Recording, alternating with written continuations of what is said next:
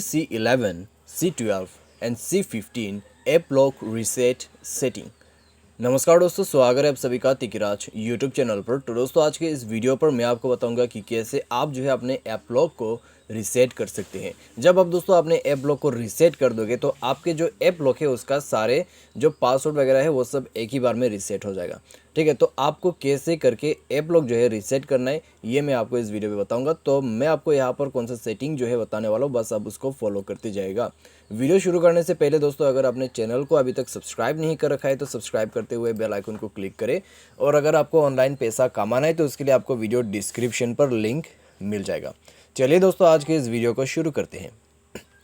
तो हम दोस्तों सबसे पहले जाएंगे अपने मोबाइल के सेटिंग पर। सेटिंग पर जाने के बाद दोस्तों आपको इस तरह का इंटरफेस जो है देखने को मिल जाएगा। ठीक है, एंड देन दोस्तों आपको नीचे की तरफ आ जाना है।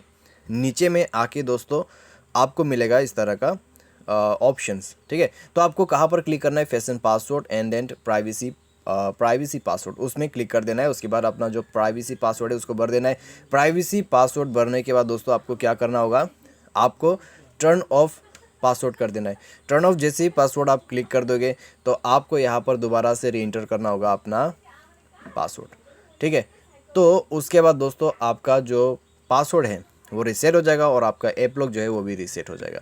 तो बस सिंपल सा मेथड है, सिंपल सा प्रोसेस है ऐप लॉक को रीसेट करने का। उम्मीद करते हैं आपको ये वीडियो पसंद आया होगा। Thanks for watching.